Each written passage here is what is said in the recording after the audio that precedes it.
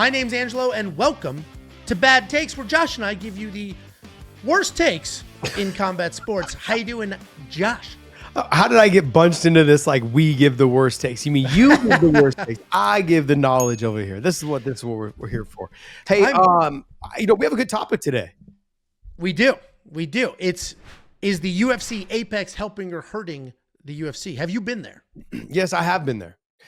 Is it hurting? I think during COVID, it was the way to salvage the sport. Absolutely. I think it has now outgrown that, but I understand why they do it. Look, I think keeping it for things like Dana White Contender Series, keeping it for the Ultimate Fighter, I think that is, you have to keep it. You own the building, you own the property, it makes sense. Why would I want to go to a venue and pay for a venue when I know I'm going to have shows here every week? Whether it's Tough, Ultimate Fighter, or whatever it is, or Dana White Contender Series, I have things that are going to be going on there that I can just cut the cost on. Very smart on their part. Do I think that it is hurting the actual brand of the UFC? It's not going to hurt the brand of the UFC. What it does, though, is it hurts the ability for fighters to make a name for themselves faster. If you don't have fans in the arena, it's hard for them to go, hey, I really want to see that fighter. It's taking away. You have to remember this. Every time you go to a new venue in Nebraska, in Texas, in Connecticut, every time you go to a new event, you're getting new fans. Yeah. Maybe not a lot of them, but you're getting new fans. For small shows, do the Ultimate Fight, not the Ultimate Fighter, do your fight nights in smaller venues around the country where people can't afford to go to a normal UFC, but they can go to that UFC. That will help get those hardcore fans or develop new fans. Because let's be honest, in this sport, we're seeing an older demographic of fans, not younger. They've got guys like you and I that are fans. You're what, 58? 50? I'm the younger one. Yeah, I'm definitely of the two of us, quite young. I don't know about younger. I mean, it's actually weird that you're talking to me, given the age difference.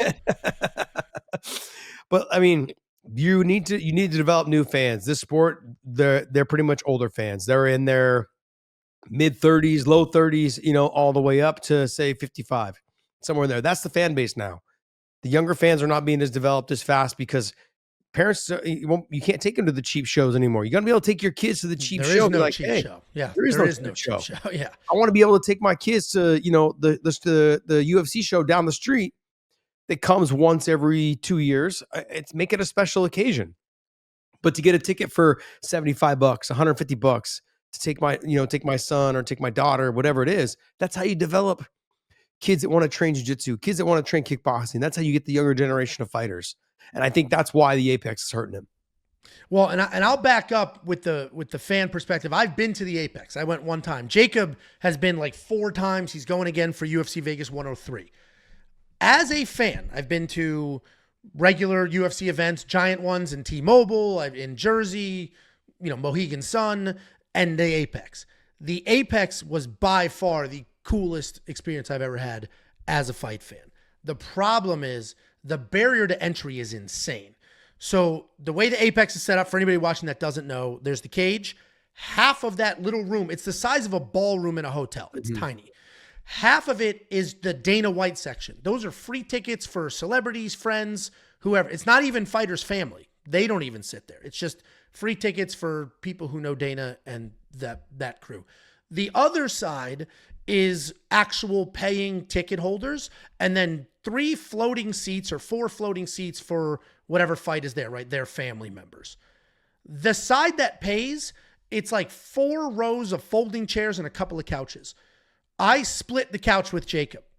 It's like a casting couch. Yeah. I split the couch with Jacob. Stains on it. Yeah. It's definitely gross. Yeah. $2,500 each. The couch was $5,000 for a very mediocre fight night.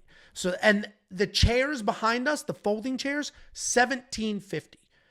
A good fight night. Jacob's going to the next UFC Apex. He paid $2,500 for a folding chair. The couch was already sold. So to your point, it is an unbelievable experience, but if you're trying to build this new generation of fans and give somebody an incredible night out, the sport that they love, Apex is quite literally impossible. It is too expensive. There's not enough seats. It's not something that you could do. Do you think the viewing experience, so we're out of the cage now, we're out of the arena, I'm watching on TV, do you like like the silence and that aspect of it, or no, you like the arena feel of a televised event? Ah, man. See, it's difficult for me to say that because when I was working for Bellator, I was cage side and I liked hearing the shots land. Now not hearing the crowd took me a little while to get used to, but I really enjoyed being able to hear the fighters breathe deep, like talk to each other, talk shit to each other, talk to the ref, talk to their corners. I enjoyed being able to hear the corners giving instruction. I enjoyed being able to hear the sound of the knee hitting the face or the glove hitting the body. I mean, like those are things that you generally can't hear in the action of a 15,000 or a 20,000 seat arena. And so it was nice to hear those. So I'm a little biased in that, but I was also sitting cage side, blood splattering on me. Like I enjoyed that portion of it. I'd always been in the cage or I've been behind, when you're on the cage side, but you're so ingrained into cornering somebody or worrying about your own fight that I never had the experience of fighting inside or calling a fight or watching a fight with no one in the arena, just the coaches in the corners. So I'm a little partial to that a little bit. I did enjoy it, but I'm talking about the development of new fans. That to me is the thing that's going to really make this sport grow. And I think they're doing themselves a disservice by having those fights there. Let's also talk about the next thing that leads into this. What's going on is the UFC has said it will never be like boxing where we're just top heavy in the cards. Well, that's what it's becoming right now. And the fight night cards in the Apex are the ones that are doing that the most. Like the pay-per-views, there's always still 3 or 4 good fights. You can't never say that about boxing. There's one. Yeah. That's it. Yeah. That's where I feel like we're losing the battle. Is now you're charging $1,750 for a fold-up chair inside the Apex, and it's just the main fight and maybe a semi-good co-main event. Yeah. And the rest of the fight is, card is just fighters that, okay, like they're good, but like, they have it might be fun to watch, but it doesn't matter for any of the divisions. Nobody's ranked. It doesn't matter who wins or loses. They're just fights to have fights. Yeah. Yeah. Yeah. And that's where I think you're going to lose not lose your fan base. You're not losing your fan base, but you're losing the ones that are dedicated and want to spend that money. Those ones are like, you know what? I'll wait for the next one that maybe has a better main event that's hard. I've always been this way and I will continue to be this way. I'm about what is best to develop young, like kids to fans. Like when it came to my gyms that I owned, I cared more about the kids jiu-jitsu program, the kids kickboxing program, the kids wrestling program than I cared about the adults. I'm like, adults come and go, that their work gets in the way, their family gets in the way. I get it. But kids, they become lifelong fans. I mean, I still to this day, my first like probably 30 jiu-jitsu students, they're all in college now and most of them are graduating. They were like 6 and 7 years old. They still text me, hey, is tonight's UFC a good card? I'm like, it's good. It's okay. Yeah. And they're like, okay, we'll watch next time. I'm like, hey, like when it's a pay-per-view, who do I bet on? Like, I'm like, you shouldn't be betting. First off, you're in college. You're putting your parents' money, not your money.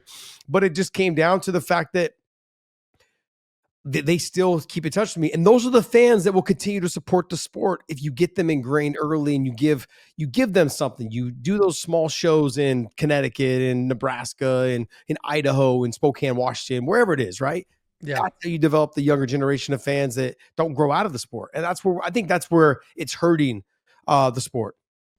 Yeah, I could definitely see that. I would also say a crowd has a different feel on the broadcast. The other thing that having a crowd and getting out of the Apex allows you to do is it allows you to build like viral moments. You don't get viral moments from the UFC Apex shows. Renato Moicano is a good example. Renato Moicano just a few years ago was a borderline journeyman that was like not wildly popular. And then he's 99% knocked out at UFC 300, but manages to make something happen there because of an adrenaline dump on the other side. Then he has an all-time speech in a couple of these post-fight interviews, and now he's insanely popular, just fought for a title.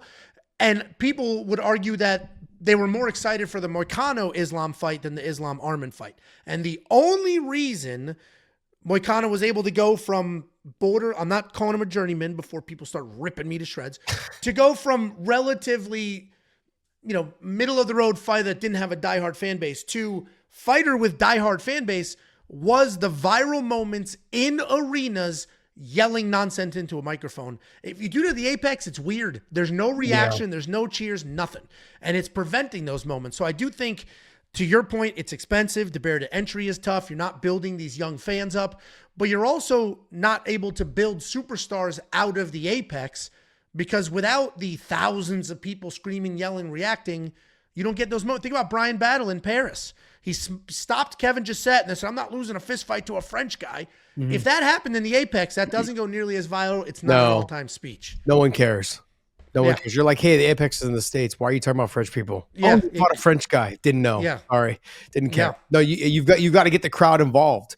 But like I said, those kids that were in the arena, those kids that were in the arena in France, in Paris, that were watching him and hearing him say that, those kids now are like fans. They're gonna show up to watch him lose next time. Yeah. They're gonna show up, be like, man, I remember that guy. He fought here. I can't wait to watch that guy lose. Yeah. You know, and let's be honest. Let's take it even a step further. The moments like what happened on last Saturday night between the USA and Canada in the hockey scene. Oh, hockey? That was unbelievable. 3 fights in 9 seconds. Yeah. And now they're gonna have to they're gonna fight each other. They're gonna play. I should say fight each other. They're gonna play against each other again Thursday night in the finals. That would have never have happened if it was a arena filled with no one. Yeah. If that happened, like if that happened during a COVID time, they wouldn't have fought. They wouldn't have got the energy of the crowd going. That's what makes moments like that. It was the crowd booing the national anthem that caused the fight. So to your point, the crowd had a direct impact on what happened on the ice, and the same thing in a lot of these fights. That's what you get for booing people's national anthem, man. You don't do that shit. Hey, the show's called Bad Takes, but that was actually like a pretty decent take. This was. I didn't expect it. I was like, he's about to say some old man shit. Here we go. But you didn't. No. All right, guys. Hey, hit that subscribe button down below. Leave a comment. Tell us some topics you would like to talk about, and we can give you our bad take on that.